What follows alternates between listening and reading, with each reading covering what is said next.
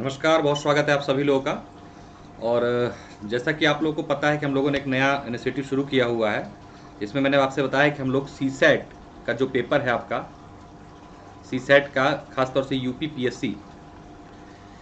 PSC खासतौर से 2022 की जो परीक्षा आपकी होने वाली है उसके लिए एक छोटा सा प्रोग्राम लॉन्च कर रहे हैं ये हम लोग। इसमें सीसेट का जो पार्ट है इंटरपर्सनल स्किल और कम्युनिकेशन स्किल, अंतर्व्यक्तिक संप्रेषण वाला, उसको लेकर क्लासेस की आप लोगों से कल अनाउंसमेंट की गई थी। तो उसी क्रम में ये भी पहला वीडियो फ्री है। आपको आप लोगों ने बच्चों ने डिमांड की थी कुछ डेमो वीडियो चाहिए सर, एक तो ये डेमो वीडियो भी है प्लस ये पहली क्लास भी है। तो पहली बात तो आप लोग जो है, जो नंबर अभी आप लोग एक नया नंबर दूंगा, उस नंबर पे आप लोग संपर्क कर लीजिए जो भी आप लोगों को डाउट हो। और कोशिश कीजिए कि क्योंकि सारी चीज़ें मैंने इस वीडियो में ही बता दूंगा आप लोग को, तो अनावश्यक क्या कहते हैं कॉल कर सकता नहीं, मैसेज करके भी आप पूछ सकते हैं जो भी चीज़ें हैं। तो बेसिकली इस क्लास की शुरुआत करेंगे, जैसा मैंने आप लोग बताया कि 12 से 15 क्लासेस होंगी इसकी। ठीक है, इसमें हम लोग video lecture plus PDF notes आपको उपलब्ध कराएंगे। साथ साथ में टॉपिक वाइज, थ्योरीज वाइज एक टॉपिक एक वीडियो में कंप्लीट रहेगा जो अपना सिलेबस है पूरा ये इंटरपर्सनल स्किल का, उसके अकॉर्डिंग। और उसके साथ साथ हम लोग इसमें आपको पुराने प्रीवियस ईयर के कुछ क्वेश्चंस भी डिस्कस कराएंगे। साथ साथ में कुछ संभावित प्रश्नों पर भी चर्चा करेंगे जो हो सकता है अपकमिंग एग्जाम में आपको देखने को मिले। तो पूरा कोर्स इस तरीके से है। कोर्स की फीस बहुत कम रखी गई है, 499 ओनली। तो आप लोग जो है, जो नंबर अभी आपको बताऊंगा उस पर आप संपर्क करके उस पर फ़ोनपे, गूगल पे, पेटीएम करके स्क्रीनशॉट शेयर कर सकते हैं और अपनी क्लासेस एंजॉय कर सकते हैं। ठीक है, तो क्लासेस एक तरीके से देखा जाए तो ये पहली क्लास है, इसको हम लोग शुरू करेंगे। आप लोग डेमो के रूप में भी ले सकते हैं, जो बच्चे एडमिशन ले चुके हैं उनके लिए पहली क्लास तो यही है। चलिए, इंटरपर्सनल की जो शुरुआत होती है क्या मामला, पहले तो समझिए कि ये इंटरपर्सनल कम्युनिकेशन है क्या। आखिर इसका आपको सीसेट के पेपर में क्या आवश्यकता पड़ गई, क्यों उसको डाला गया। हालांकि ये एक बहुत ही वाइडर कंसेप्ट है और लोक प्रशासन जो सब्जेक्ट है उसके अंतर्गत इसका क्या कहते हैं महत्वपूर्ण भूमिका देखी जाती है। मगर जैसे कि आपको अपने यहाँ पे जो सिलेबस है यूपीपीएससी का, उसमें रखा तो बहुत अच्छे पर्सपेक्टिव से गया था ये, लेकिन उस तरीके के सवाल यूपीपीएससी में नहीं बनते हैं। यहाँ जो सवाल बन रहे हैं वो सीधे फैक्चुअल बन रहे हैं, मतलब कि जो कोर सब्जेक्ट है उस सब्जेक्ट से क्वेश्चन। हालांकि सब यहाँ से क्वेश्चन बनना चाहिए था व्यवहारिक, मतलब इसका प्रयोग करते हुए केस स्टडीज़ वगैरह के माध्यम से सवाल बनाते ज़्यादा बेहतर रहता, लेकिन फिलहाल ऐसा नहीं है। अब जो चीज़ नहीं है उस पर हम लोग कुछ नहीं कर सकते। तो यानी कि जो सवाल पूछे जा रहे हैं हमारे एग्जाम में, हमें कुल मिलाकर वहाँ पर टैकल करना। हुआ क्या, 2021 पीसीएस का सीसेट का पेपर काफ़ी कठिन आ गया और इंटरपर्सनल स्किल क्वेश्चन उसमें बहुत ज़्यादा थे। तो ऐसे में बहुत सारे बच्चे ऐसे थे जिनका जीएस में अच्छा स्कोर था, लेकिन सीसेट में बहुत ही मार्जिन से वो बाहर हो गए। तो इसी को ध्यान में रखिए 10 से 12 दिन का प्रोग्राम जो है आप लोगों के लिए शुरू किया जा रहा है। और इसमें हम लोग बेसिक कोशिश यही करेंगे कि आप लोग को कोई भी क्या कहते हैं कि छोटे छोटे टॉपिक को कवर करा दिया जाए और बताते चलेंगे कि यहाँ पर ये क्वेश्चन बन सकते हैं। आप लोग उस तरीके से उसको ग्रहण करें और अपना रिवीजन करें। बहुत ज़्यादा नहीं रहेगा, लिमिटेड फैक्ट के साथ, लिमिटेड थ्योरीज के साथ आपको कोशिश करेंगे कि आप यहाँ पर क्वेश्चन पूरे के पूरे अपना कवर अप कर लें। तो चलिए शुरू करेंगे। ये बैकग्राउंड है, हम लोग फालतू के एकदम नहीं जाएंगे किसी चीज़ को। कुल मिला के इतना समझ लीजिए कि अंतर्व्यक्तिक संप्रेषण होता क्या है। ये जो मतलब है इसका, ये जो है एक संचार का माध्यम है। ठीक है, सूचना का सार्थक स्थानांतरण है जिसके माध्यम से सूचनाएं संप्रेषण देने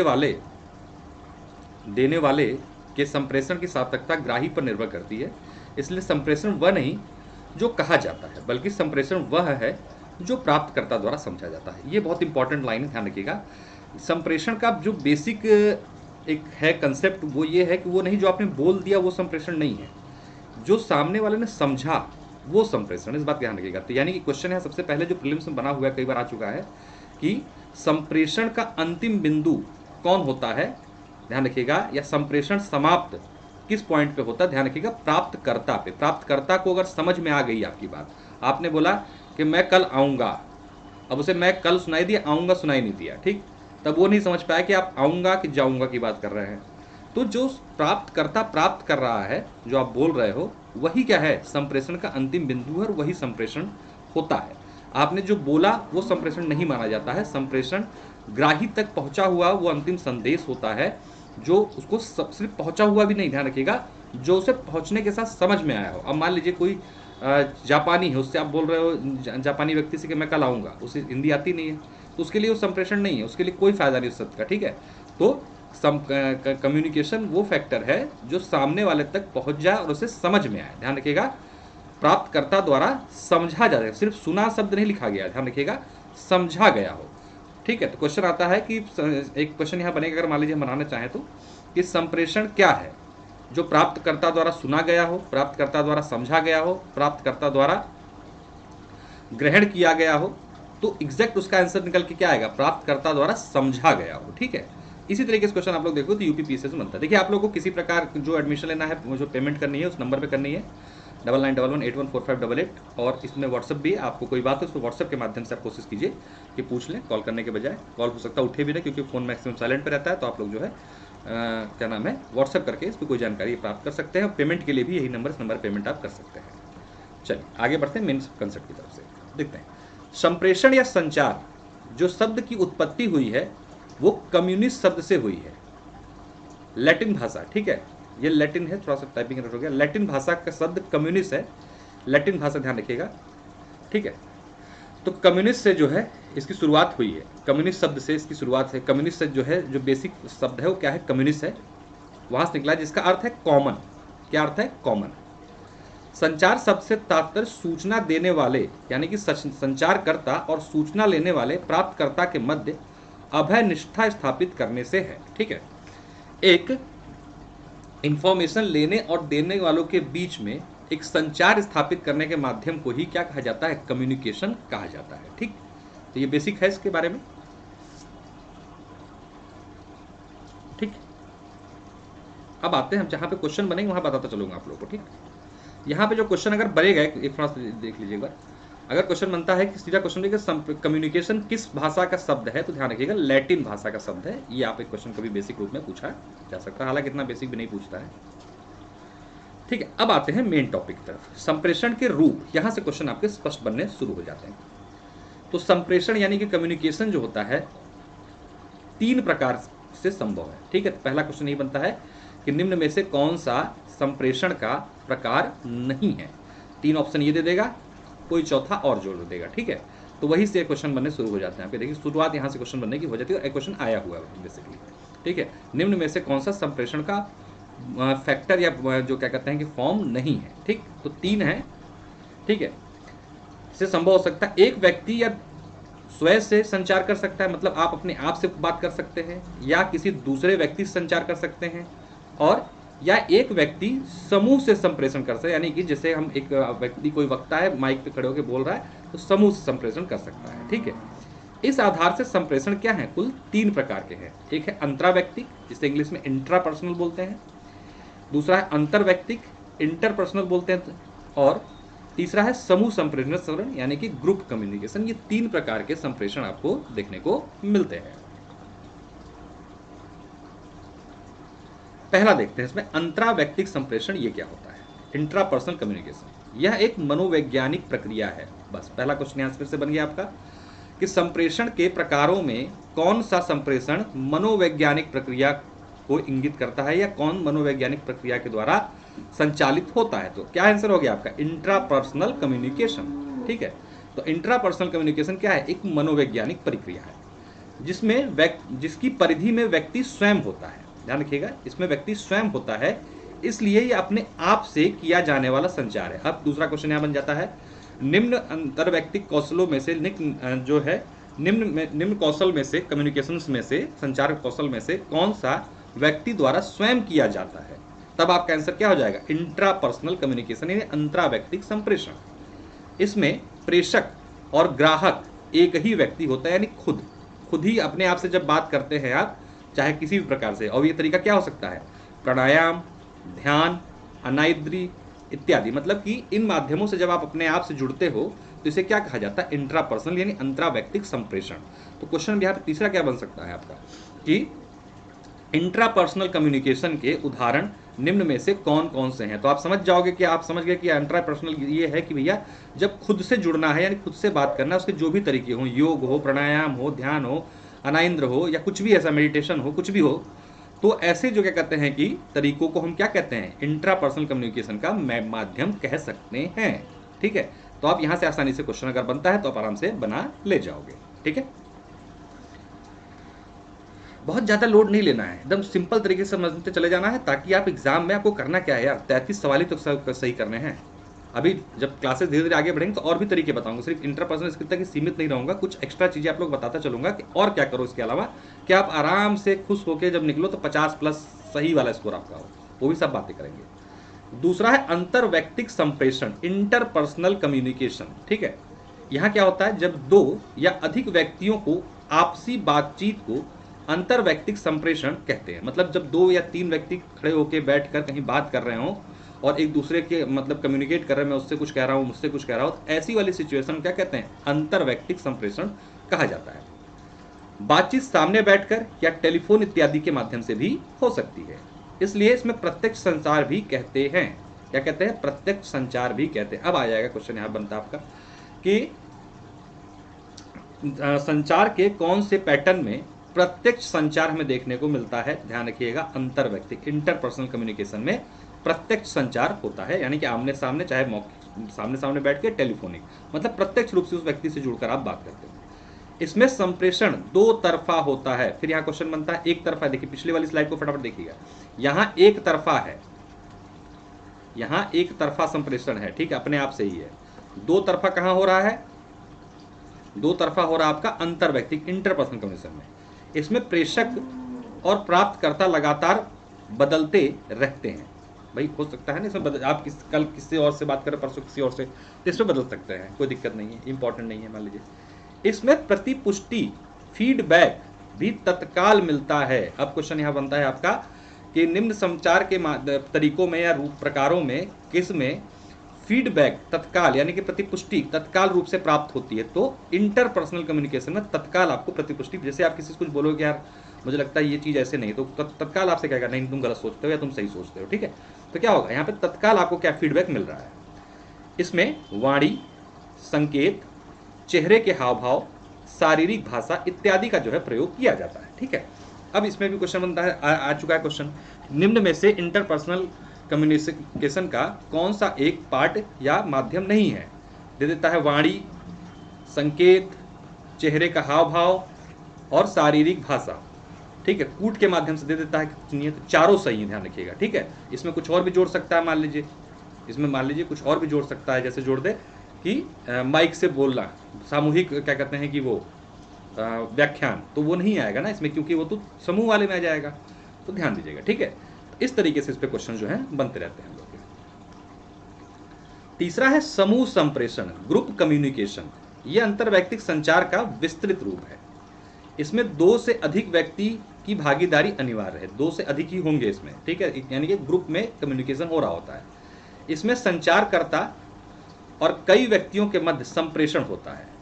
इसमें फीडबैक तत्काल परंतु मिश्रित होता है। ध्यान रखिएगा, वहां पे इससे पहले वाले में हमें तत्काल फीडबैक स्पष्ट मिल रहा है, क्योंकि हम एक व्यक्ति से बात करें तुरंत बोलेगा नहीं तुम गलत हो तुम सही हो। मान लीजिए हम कुछ भीड़ से बात कर रहे हैं, 20-25 लोगों से सलाह मशवरा कर रहे हैं, तो उसमें हो सकता है कुछ लोग आपसे सहमत हों और कुछ लोग असहमत हों। तो वो जो फीडबैक देंगे, कुछ लोग हो सकता है आपके पक्ष में दो, कुछ लोग विपक्ष में दे। तो क्वेश्चन यहाँ बनता है किस संप्रेषण के माध्यम ने मिश्रित फीडबैक की संभावना रहती है। तो किसमें रहेगी, समूह संप्रेषण में रहेगी।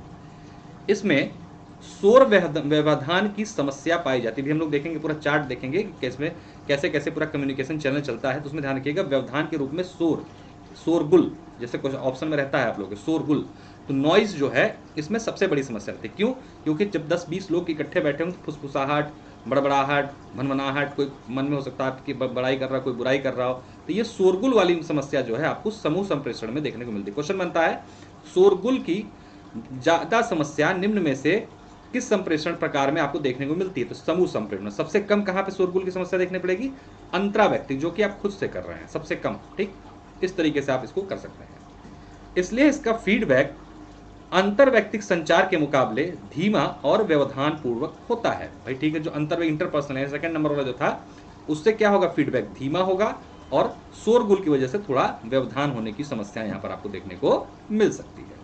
ठीक है, देखिए ये है पूरा अंतरव्यक्तिक संचार का संगठक तत्व। जहाँ क्वेश्चन कई बार आता है, सबसे पहले देखिए क्या होता है, एक सेंडर होता है जो संदेश भेज रहा होता है। ये क्या करेगा, इनकोड करेगा। मतलब आप मैसेज टाइप करते हो ना, तो आपने इनकोड किया, उसको टाइप किया आपने। आप मान लो किसी को व्हाट्सएप मैसेज भेजते हो, तो सबसे पहले अगर टाइपिंग कर रहे हो आप ना, टाइपिंग करते इनकोडिंग चल रही हो आपकी, फिर आपने भेजा मैसेज एक चैनल के माध्यम से। व्हाट्सएप एक क्या है, चैनल है, ठीक। आपने भेजा, जब मैसेज जा रहा होता है थोड़ी ना आप लेगा कि मैं कल आऊँगा इसी रूप में उड़ता उड़ता जा रहा होगा, वो नहीं। यहाँ पर बीच में जो चैनल होगा वो न्यूमेरिक आधार पर काम कर रहा होगा, वो उस रूप में चल रहा होगा। फिर यहाँ जब पहुँचेगा तो सामने वाला उसे डिकोड खोले करेगा, जब मैसेज वो खोलेगा तो उसके साथ डिकोड हो जाएगा और फिर ये रिसीवर के पास पहुँच जाता है, ठीक। तो अब देखिए चरण है ये, सेंडर, इनकोडिंग, मैसेज या चैनल, डिकोडिंग, फिर रिसीवर। ये पूरा पैटर्न ही क्वेश्चन पूछता है। क्या क्वेश्चन पूछा हुआ है पहले कि संदेश जो क्या कहते हैं कि इंटरपर्सनल कम्युनिकेशन है, इसमें पहला पार्ट क्या होता है, पहला पार्ट क्या होता है, पहला कौन, संदेश भेजने वाला। फिर इसमें क्वेश्चन पूछा जा चुका है कि जो संदेश भेजता है, संदेश भेजने की प्रक्रिया में पहला चरण कौन सा होता है, तो इनकोडिंग। ध्यान रखिएगा, सबसे पहले इनकोडिंग आता है, फिर मैसेज बनता है वो, फिर डिकोडिंग, फिर रिसीवर। ये पूरा चैनल है, ठीक। अब यहाँ पर फिर क्या होगा, रिसीवर जब उसको मिल जाएगा मैसेज तो क्या करेगा, ओके थैंक यू, ये क्या उसने फीडबैक दिया। तो पूछा जाता है कि सबसे अंतिम क्या कहते हैं कि जो मैसेज संचार होता है सबसे अंतिम पार्ट क्या है उसका, तो फीडबैक यानी प्रतिपुष्टि। सबसे अंतिम क्या है, प्रतिपुष्टि। सबसे पहला क्या है, इनकोडिंग, ठीक। ये क्या है, नॉइज। ये पूरे चैनल जो चल रहा होता है उसमें कहीं ना कहीं कुछ ना कुछ बाधाएं होती हैं, उसे हम क्या कहते हैं, नॉइज या फिर शोरगुल के नाम से जानते हैं। ये एक मैंने उदाहरण दिया व्हाट्सएप का, ये एक सामान्य बोलचाल में भी लागू होता है और हर जगह लागू होता है, ठीक है। अब आते हैं हम लोग संचार के मुख्यतः कुल मिला के 8 तत्व होते हैं। देखिए इसके बाद मैं फ्री वीडियो नहीं उपलब्ध करा पाऊंगा क्योंकि डेमो वीडियो यही पहली और अंतिम है। आप लोग जो भी लेना चाहें एडमिशन फटाफट ले लें क्योंकि बहुत तेजी से चलेगा, क्योंकि एग्जाम बहुत नज़दीक है। तो समय गंवाने से पहले आप लोग जो है इधर उधर भटके परेशान, उससे कोई फायदा नहीं है। बहुत कम फीस रखी गई है, मात्र इतनी जितने क्या कहते हैं कि आप लोग दे सको और उतने में क्या कहते हैं कि ये पूरा प्रोग्राम संचालित हो सके, ठीक है। तो कुल मिला के अभी क्या कहते हैं कि ज़्यादा इसमें डेमो या प्रचार प्रसार नहीं होगा, ये लास्ट ही मतलब फर्स्ट और लास्ट डेमो वीडियो है। अब लगातार क्लासेस की वीडियो लगातार आप लोगों को मिलती रहेंगी। तो आप जो है इसको अपने स्तर पर फटाफट इस नंबर पे पेमेंट करके मैसेज भेज के, ज़्यादा कोई इंक्वायरी वाली जो भी चीज़ें हैं साफ साफ मैं फिर से बता दे रहा हूँ कि क्योंकि बहुत इंक्वायरी का तो समय नष्ट होता है, मैं आपको सही बताऊँ, ठीक है। तो कुल मिला के ये है कि ये 12 से 15 क्लासेस होंगी इसमें, ठीक। अब ये नहीं कि फिक्स बहुत अच्छे मैसेज देख रहा था पूरे कितने घंटे की, घंटे से मतलब नहीं, टॉपिक से मतलब है, ठीक है। जितनी देर का टॉपिक एक दिन का होगा वो खत्म हो जाएगा। मान के चलिए 30 मिनट प्लस ही रहेगी, हो सकता है 45 मिनट के आसपास ये क्लासेस आपको मिले लगभग मेरे, ठीक। उसके साथ साथ ये 499 का प्रोग्राम है, स्पष्ट कर दे रहा हूँ। और इसके साथ साथ इनमें क्या होगा, आपको डेली वीडियो मिलेगा रिकॉर्डेड प्लस PDF नोट्स मिलेंगे, ठीक। इस प्रकार से प्रोग्राम चलेगा। साथ में प्रीवियस ईयर क्वेश्चंस के कुछ सॉल्यूशंस मिलेंगे, प्लस जो है एक्सपेक्टेड PYQ के क्वेश्चंस आपको मिलेंगे जो आने की संभावना है। ये मैं उपलब्ध कराने का यहाँ प्रयास करूँगा, ये सारी चीज़ की मेरी जिम्मेदारी है, ठीक है। इसके अलावा अगर कोई क्वेरी तो आप व्हाट्सएप पे आप भेज सकते हैं। CSET के सिर्फ इस पार्ट को हम यहाँ कराएंगे, बाकी किसी का पार्ट को यहाँ पे कराएंगे नहीं। हाँ, कुछ जरूर आपको गाइडेंस देंगे कि बाकी सेक्शंस में आप कैसे काम कर लें, ठीक है। ये मेरी जिम्मेदारी है। अब आते हैं, अब पहला क्वेश्चन आता है, फिर बनता है कि संचार के कितने तत्व होते हैं, ठीक है। तो 8 तत्व होते हैं, ध्यान रखिएगा। कितने, 8। सोर्स पहला क्या है इसमें, जो हम लोगों ने पीछे डायग्राम देखा, सोर्स यानी कि जो सेंडर है उसको सोर्स बोला जाता है। फिर सेकंड नंबर पे क्या आता है, नियोजन यानी कि इनकोडिंग। तीसरा संदेश, मैसेज। चौथा माध्यम। पांचवा डिकोडिंग। छठा प्राप्तकर्ता। सातवां प्रतिपुष्टि। ये ध्यान रखिएगा लास्ट है। नॉइज 8वां फैक्टर है, फैक्टर जरूर है 8वां, ठीक है, लेकिन ये लास्ट नहीं, क्योंकि ये पूरे कम्युनिकेशन चैनल के दौरान बना रहता है, भेजने से लेकर प्राप्त करने तक। तो ये अंतिम नहीं है, इसलिए बच्चे बड़े कंफ्यूज होकर आंसर शोर ला के चले जाते हैं कि अंतिम जो क्या कहते हैं कि वो है वो क्या है। तो बहुत सारे बच्चे शोर ला के ध्यान कि फीडबैक प्रतिपुष्टि जो है ये अंतिम चरण होता है किस चीज का, आपके एक संचार का, ठीक है। एक एक करके सबको देखेंगे। सोर्स क्या होता है, सोर्स सेंडर यानी कि स्रोत, प्रेषक क्या है। संप्रेषण की प्रक्रिया स्रोत या प्रेषक में प्रारंभ होती है, ठीक है। मैंने जैसा बताया कि पहला व्यक्ति यही से प्रारंभ होती है, जिसके पास संप्रेषण के लिए अभिष्ट संदेश होता है उसे स्रोत कहते हैं। जिसके पास संदेश है, जिसके पास संदेश होगा वही तो भेजेगा ना भाई, तो यहाँ से संदेश की शुरुआत हो जाती है। स्रोत संदेश का जन्मदाता होता है, ये क्वेश्चन आता है, संदेश का जन्मदाता किसे माना जाता है, तो कुछ लोग इनकोडिंग लगा जाता है। ध्यान रखिएगा, जन्मदाता पूछेगा तो स्रोत यानी कि प्रेषक। जब कोई एग्जाम्पल के रूप में लिखा, जिलाधिकारी किसी मंत्री या प्रधानमंत्री को संदेश पढ़ता है तो वह अमुक प्रधानमंत्री स्रोत और जिलाधिकारी प्रेषक हो जाता है, ठीक। उस समय जब क्या हो रहा है, जिलाधिकारी उनके लिए मैसेज पढ़ रहा है ना, यानी मैसेज उनको कन्वे कर रहा है, और श्रोता कौन हो गया यहाँ पर, ये प्रधानमंत्री हो गया। परंतु जिलाधिकारी अब निजी संदेश देता है तो वह स्वयं स्रोत बन जाता है। भाई डिपेंड करता है ना सिचुएशन क्या है, ठीक है, एग्जाम्पल के रूप में समझाया गया है। दूसरा है इनकोडिंग। स्रोत प्रक्रिया के बाद सूचना की एनकोडिंग की प्रक्रिया होती है। भेजे जाने वाले संदेश में प्रयुक्त संकेतकों में रूपांतरण को संकेतन की प्रक्रिया कहते हैं। जैसे आप टाइप करते हो मैसेज, ठीक है, टाइप करते हो तो आप तो अपनी लैंग्वेज में टाइप कर रहे हो, लेकिन वो कंप्यूटर के लिए अलग होता है, ठीक है, इसे क्या कहते हैं, इनकोडिंग। इसमें प्रेषक संकेतकों का तंत्रिकीय आवेगों में परिवर्तन करता है। संकेतक काफ़ी आसान भी हो सकते हैं, जैसे भोजन या जलपान के लिए आमंत्रित करना, या कठिन भी हो सकते हैं, जैसे किसी परियोजना निष्पादन की रिपोर्ट तैयार करना। भाई डिपेंड करता है मैसेज किस प्रकार का है। आप कहें कि चलो आज शाम को चाय पीते हैं, एक सामान्य सा मैसेज होगा जिसे आपने इनकोड किया हुआ है। एक पूरा लंबी चौड़ी फाइल बना के भेज रहे हो भैया परियोजना से रिलेटेड पूरे रिपोर्ट, तो ये डिपेंड करता है कि किस प्रकार का मैसेज है, ठीक है। तीसरा है संदेश। जब वो इनकोड कर दिया तो मैसेज में बदल गया ना।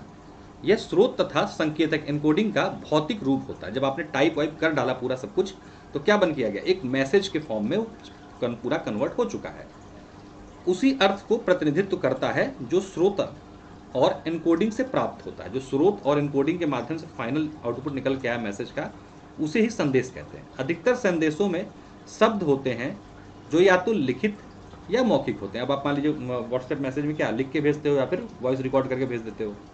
फिर भी विविध प्रकार के अशाब्दिक व्यवहार भी संदेश में संप्रेषित करने में प्रयुक्त हो सकते हैं, जैसे इमोजी भेज दिए, GIF भेज दिए, इन चीज़ों का भी तो मतलब होता है ना। और ये सिर्फ ये नहीं व्हाट्सएप के माध्यम से, इसको समझिएगा, जब आप क्या कहते हैं किसी से बात भी कर रहे हो तो हो सकता है इशारे से कुछ आप उसको इशारा कर दें, ठीक है, तो वो भी क्या है, उसमें क्या है, ना तो लिखित है ना तो मौखिक है, लेकिन इशारे से आपने उसको बता दिया आप क्या कहना चाह रहे हो उसको, ठीक है। तो ये हर जगह लागू होता है। जब हम बोलते हैं तो बोला गया संदेश क्या होता है, स्पीच मैसेज, और जब हम लिखते हैं तो लिखा हुआ संदेश क्या होता है, रिटर्न मैसेज। लेकिन अगर भाव से व्यक्त करते हैं तो क्या हो जाएगा, वो एक अशाब्दिक मैसेज हो जाएगा वो, ठीक है। माध्यम या चैनल से तात्पर्य उस साधन से है जिसके द्वारा कोई संदेश भौतिक रूप से प्रेषित होता है, प्रेषण तक पहुंचता है। अर्थात चैनल वह पथ है जिसमें संदेश भौतिक रूप से प्रेषित होता है। भाई चैनल कुछ भी हो सकता है, जैसे मान लीजिए आप टेलीफोन से बात कर रहे हैं, मैसेज से बात कर रहे हैं, मोबाइल से बात कर रहे हैं, या अगर सामने बैठे वाले व्यक्ति से बात करें तो जो वायु है, ठीक है, वायु में जो कण है जिसके माध्यम से क्या कहते हैं कि आवाज़ आवागमन करती है, वो भी क्या है, वो चैनल है। संप्रेषण के सभी प्रकारों में जनसंचार की पहुंच बहुत सर्वाधिक होती है। जनसंचार की पहुंच सर्वाधिक होती है। इसमें बड़ी संख्या में लोगों का जो है सम्मिलित होते हैं। मतलब जैसे कि आप जब जनसंचार करते हैं, संप्रेषण के सभी प्रकारों में जनसंचार जो है सबसे महत्वपूर्ण और सबसे प्रबल माना जाता है, क्योंकि ये लार्ज नंबर ऑफ पीपल तक ये पहुंचने की इसमें संभावना होती है जनसंचार में, ठीक है, जिसे कहते हैं आप लोग मास कम्युनिकेशन। इसमें लार्ज नंबर, तो क्वेश्चन यह बन जाता है कि संप्रेषण के किस प्रकार में जो है कि अधिक लोगों तक पहुंचने की क्षमता होती है। तो जनसंचार, ठीक है, एक होगा संवाद, एक होगा क्या कहते हैं कि व्याख्यान देना, एक हो सकता है बोले कि दो लोगों की आपसी बातचीत, एक होगा जनसंचार। तो जनसंचार क्या है, जनसंचार का मतलब होता है आपने एक से बात बोली, उसने किसी और से बात बोली, तीसरे ने किसी और से बात बोली, मतलब आपने एक के पास बात पहुंचाई, बात पहुंचते पहुंचते बहुत लोगों तक पहुंच गई। इसी को क्या कहा जाता है, जनसंचार के नाम से जाना जाता है। तो जनसंचार सबसे अधिक तक लोग पहुंचने की एक क्या कहते हैं कि संप्रेषण की प्रकार है। क्वेश्चन ये बन चुका है, पहले आ चुका है, ध्यान रखिएगा, आगे भी बन सकता है। जनसंचार दो प्रकार का होता है, एक होता है परंपरागत मीडिया के द्वारा, एक नव मीडिया जिसे आप सोशल मीडिया के नाम से भी जानते हैं। परंपरागत मीडिया के अंतर्गत पुस्तक, समाचार पत्र, चलचित्र, रेडियो, दूरदर्शन इत्यादि पारंपरिक माध्यम आते हैं। इसमें संचार औपचारिक, अवैयक्तिक तथा एक तरफा होता है। इसमें मतलब क्या होता है, बोल दिया, सामने वाले ने सुन लिया, उसको पसंद आया चाहे ना आया, आपने रेडियो पे जाके बोल दिया, चला गया, आपको समझ में आया नहीं समझ में आया, पसंद आया नहीं, कोई मतलब। नौ मीडिया क्या है, इसमें mobile, SMS, email, video conference, social networking. यहाँ क्या करते हैं, आप जब किसी चीज़ को, जैसे आपने फेसबुक पे कुछ लिखा, अब उसमें बहुत सारे लोग के पास ऑप्शन है, रिएक्ट करेंगे, नहीं जिसको पसंद नहीं आएगा वो गुस्से से दूसरे वाला गुस्से वाला बटन दबा देगा, कुछ लोग लिख देंगे कमेंट में उल्टा पुल्टा, जिसको पसंद आएगा वो ताली वाली बजा देगा ना। तो ये क्या है, दो तरफा। तो नौ मीडिया जो है वो क्या कर रही है, इसमें दो तरफा क्या कहते हैं कि संवाद होता है। क्वेश्चन आ जाए, ध्यान रखिएगा। तो नौ मीडिया यानी कि आधुनिक मीडिया में दो तरफा संवाद की संभावना है। जो परंपरागत तरीका संचार का, उसमें एक तरफा ही संचार हुआ करता है। तो क्वेश्चन आ सकता है, नए माध्यमों में संप्रेषण क्या होता है, वैयक्तिक और दो तरफा होता है, मतलब पर्सन टू पर्सन इसमें आदमी जुड़ जाता है। मतलब आपने मैसेज किया कोई फेसबुक पे मान लीजिए, उस पर किसी ने कमेंट किया तो आप उसको वापस रिप्लाई कर सकते हो पर्सनली। तो अब पूछा जा सकता है इसमें क्वेश्चन कि नौ मीडिया में क्या क्या विशेषता है, तो आप इसको एग्जाम्पल को आसान यहाँ पे क्वेश्चन भी बना नहीं है, लेकिन हालांकि बन सकता है। यह प्रेषक पर निर्भर करता है कि वो किस प्रकार के चैनल से संदेश को प्रेषित करे। प्रेषक अपनी इच्छा अनुसार औपचारिक या अनौपचारिक संचार माध्यम का प्रयोग कर सकता है, डिपेंड करता है प्रेषक के ऊपर और डिपेंड करता है वो किस प्रकार का संदेश देना चाहता है। अगला है डिकोडिंग, जो 8 शब्द है उसमें अगला है डिकोडिंग। संदेश को ऐसे रूप में बदलना जिसे प्राप्तकर्ता समझ सके को डिकोडिंग कहते हैं। ठीक है, जब वहाँ से मैसेज आए न्यूमेरिक को आप तक पहुँचाने के चैनल के माध्यम से जब उसको डाउनलोड करते हो तो आपको इस फॉर्मेट में मिलता है जिसमें आप आसानी से आप अपनी भाषा में उसको समझ सको। स्पेनिश में कुछ लिखा हुआ आ जाएगा, समझ पाओगे? नहीं समझ पाओगे। ठीक है, फिर छठा कौन व्यक्ति है आपका? रिसीवर, प्राप्तकर्ता। संदेश जिस व्यक्ति की प्राप्ति के लिए भेजा जाता है उसे क्या कहते हैं? प्राप्तकर्ता या प्रापक, रिसीवर। ठीक है, छठा हो गया इसमें खंड आपके संचार का। फिर ये देखिए अंतिम जो चरण है यह है प्रतिपुष्टि, फीडबैक। चूंकि संप्रेषण में प्रेषण से सबसे महत्वपूर्ण प्राप्त करना है, इसलिए ज्ञात करना कि संदेश उसी रूप में प्राप्तकर्ता के पास पहुंचा है कि नहीं जिस रूप में उसे प्रेषित किया गया है, इस विधा को प्रतिपुष्टि यानी फीडबैक कहते हैं। अब क्वेश्चन यहाँ जो बनता है आपके एग्जाम में वो बनता है कि जो क्या कहते हैं रिसीवर तक जो संदेश पहुंचा है वो उसी रूप में प्राप्त हुआ है कि नहीं, उसको पता लगाने की विधि को क्या कहते हैं?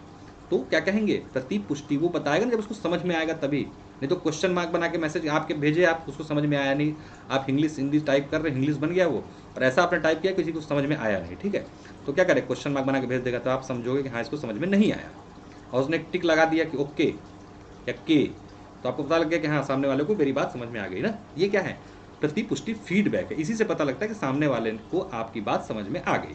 ठीक है, तो प्रतिपुष्टि अंतिम क्या कहते हैं कि संदेश का पार्ट है जो कि ये भी इंगित करता है कि सामने वाले को आपका संचार जो आपके द्वारा किया गया है वो समझ में आ चुका है सही तरीके से।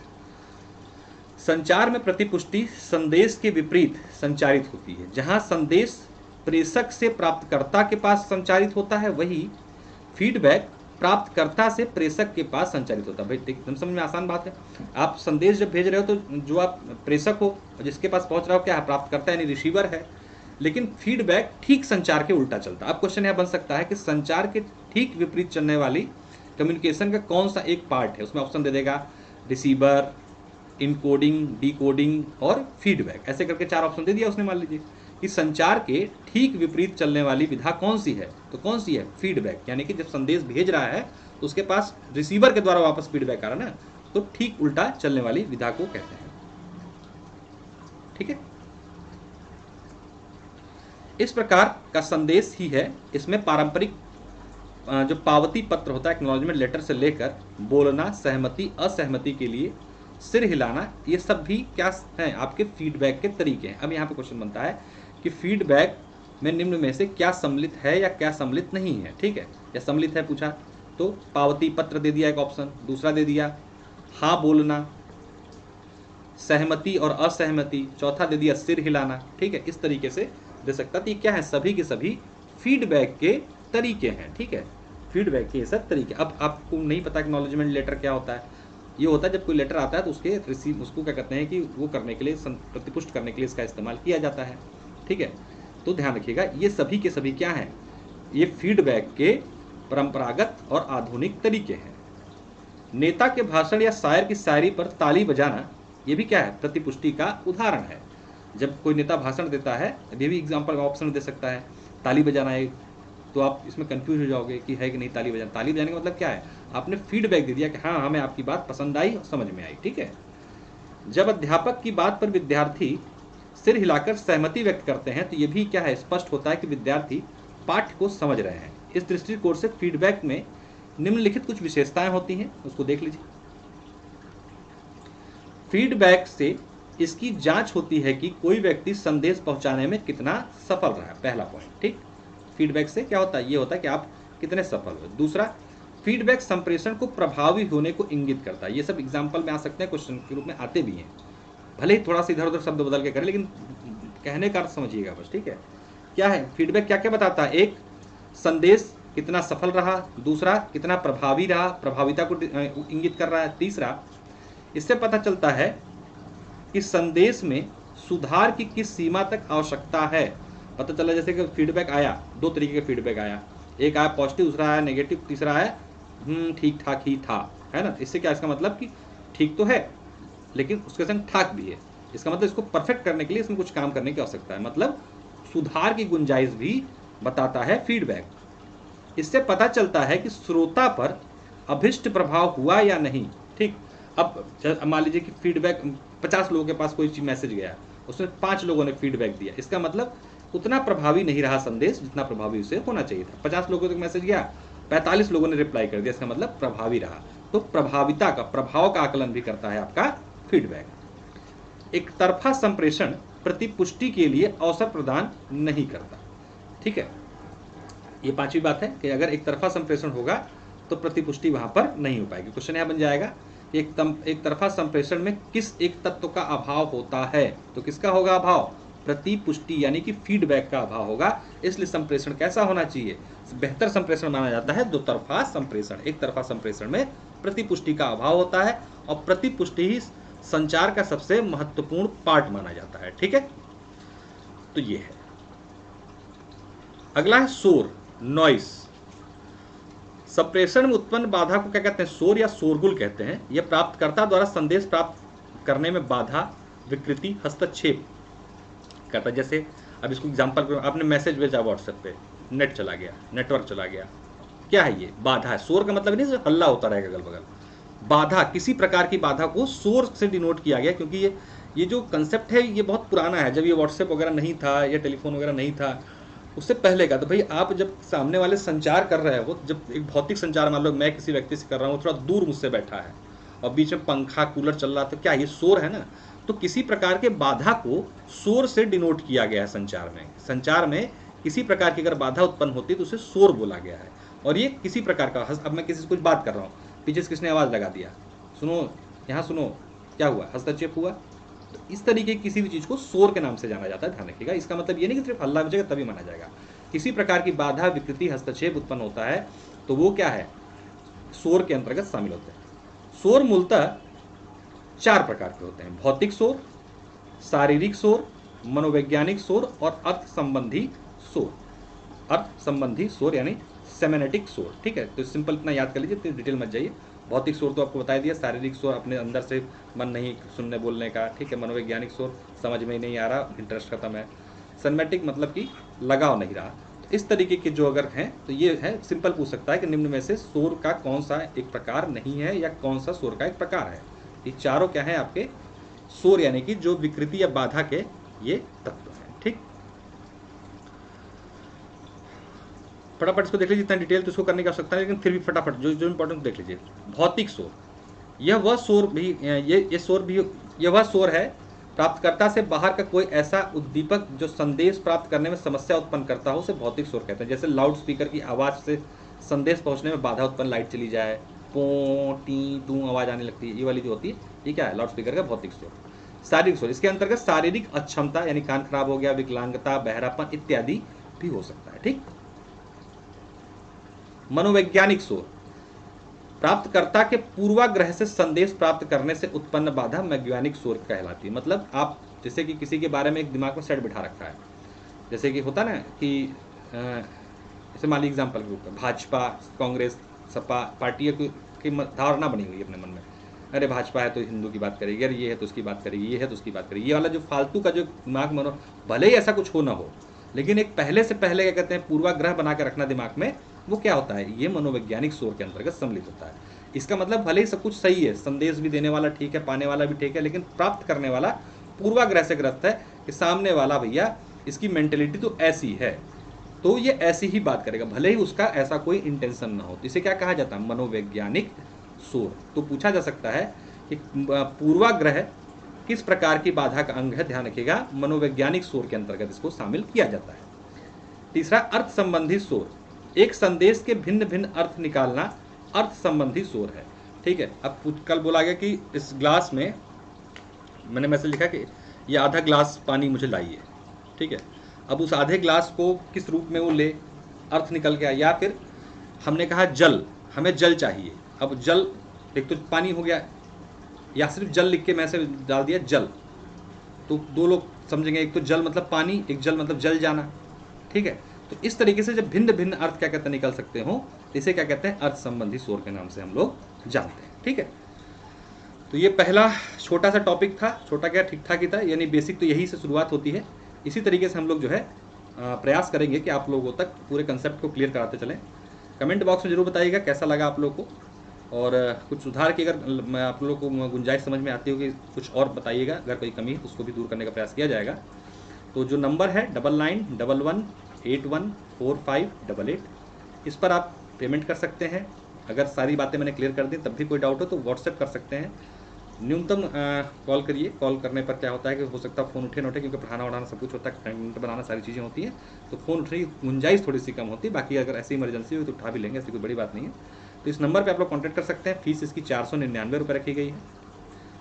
12 से 15 क्लासेस के बीच इसको समाप्त करेंगे जल्दी, और इसमें आपको वीडियो प्लस PDF नोट्स जो है मिलेंगे। टेलीग्राम ग्रुप में आपको पेड ऐड किया जाएगा, रिकॉर्डेड वीडियो और PDF नोट्स आपको मिलते जाएंगे, ठीक है। प्लस प्रीवियस ईयर क्वेश्चंस मिलेंगे, और प्लस क्या है आपको एक्सपेक्टेड क्वेश्चंस भी कुछ उपलब्ध कराने की कोशिश मैं करूँगा, ठीक है। चलिए आज के लिए इतना रखते हैं। बहुत बहुत धन्यवाद, नमस्कार।